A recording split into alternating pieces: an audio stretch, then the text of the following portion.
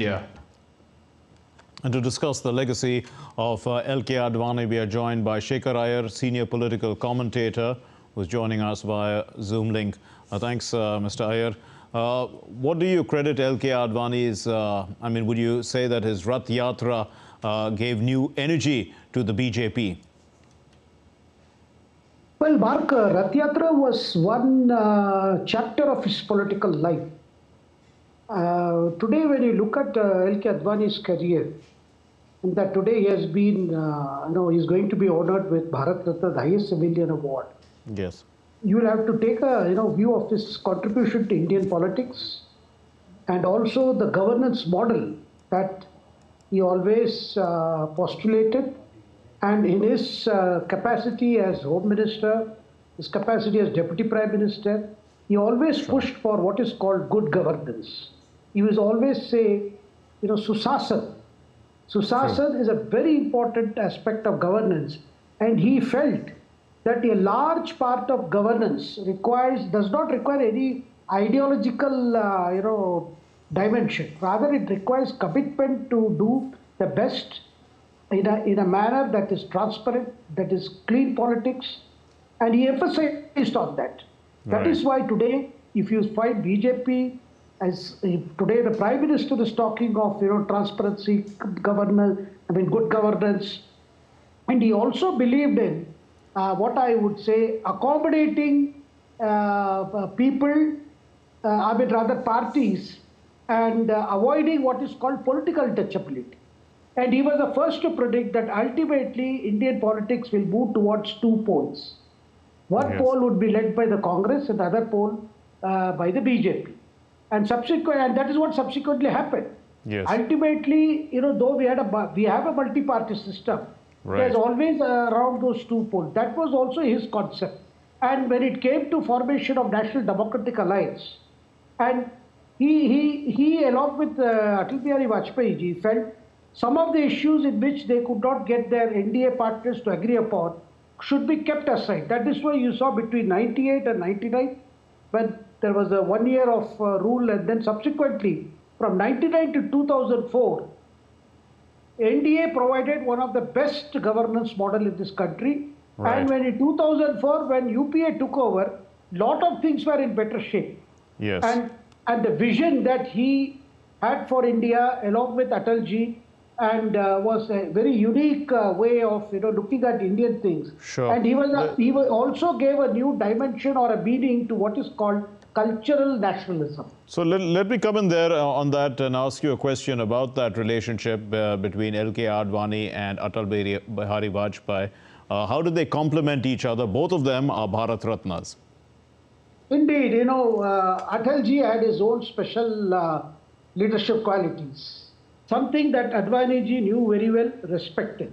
Similarly, Vajpayee ji also acknowledged that on certain matters, Advani's word should be final. I've heard from several political leaders, the leaders of the Bharatiya Janata Party, telling me that how would they take the matter to Vajpayee or to Vajpayee ji or to Advani ji?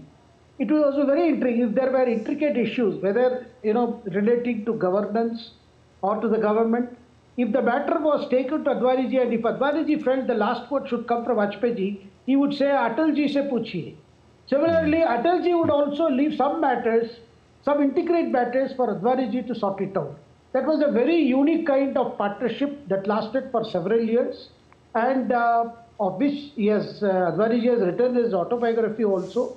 And subsequently also we have seen how it was Advani ji who, took the decision to name Vajpayee ji as the Prime Minister candidate. Right. In 95, before the 96 elections. Yes. And similarly, Atal ji also felt when it came to organizational matters, when it came to what Advani ji looked at, building up that alternative model of governance, to present BJP as a party that could provide the model of governance.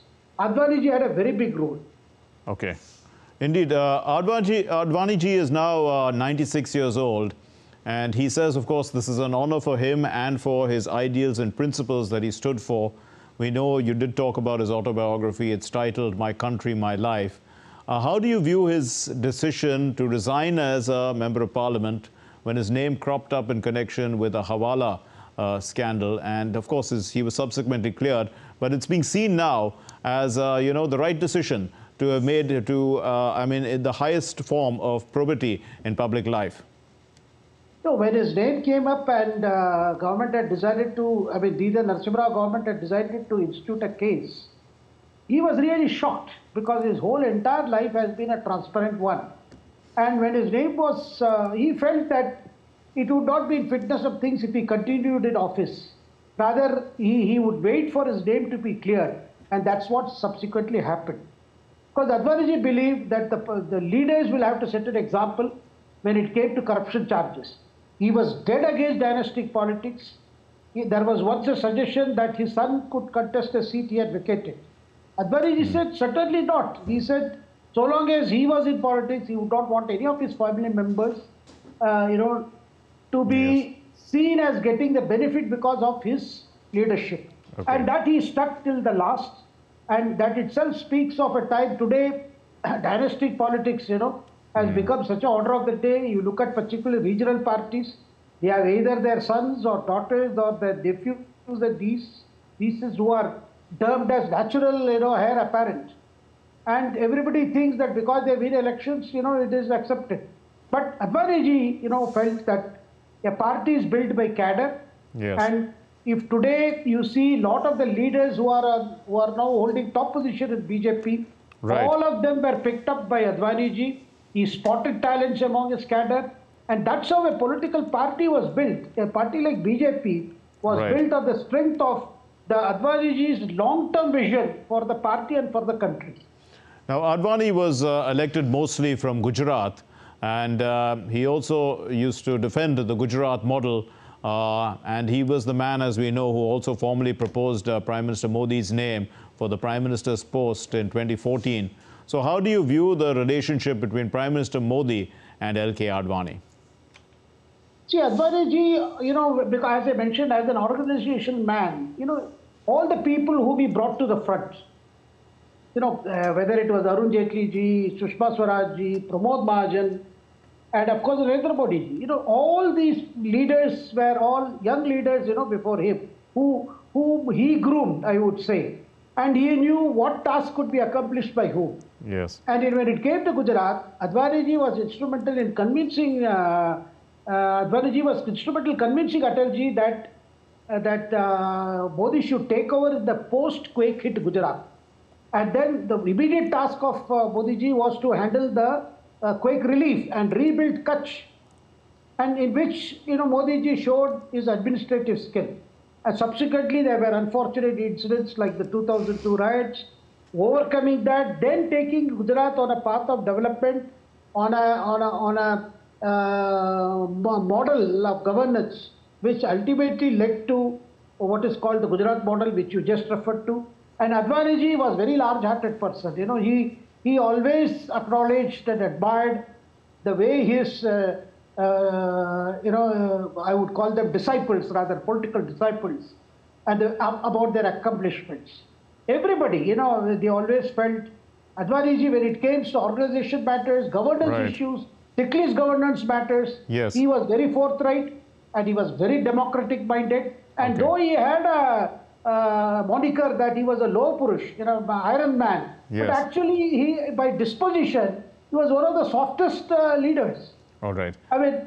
This I can say by personal interactions with him, and he was a liberal person. And I can tell you, Mark, share my personal. Those days, I used to cover the Bharatiya Janata Party for the Hindustan Times. He would read my reportings. Whenever he felt that I had written about something which he was not aware, which probably was an aspect did not show the party in good light, he would call me up and ask me, Shekhar, you have written this. Is it true? Is this the way it is? Okay. And he would tell his party men, don't get hassled about the media coverage. Yes. If what is written is a fact, then see to it that it is corrected. Okay. If it is not a fact, just ignore it. That was his word, because he built in a communication. And today, when you see him being honored with Bharat Ratna, you realize that There are no more such leaders like Advaniji anymore. Okay, we leave it there. Thank you very much, Mr. Shekhar Iyer. Thank you for your insights on LK Advani's legacy. Now, moving on to our next story. India's digital payment system, the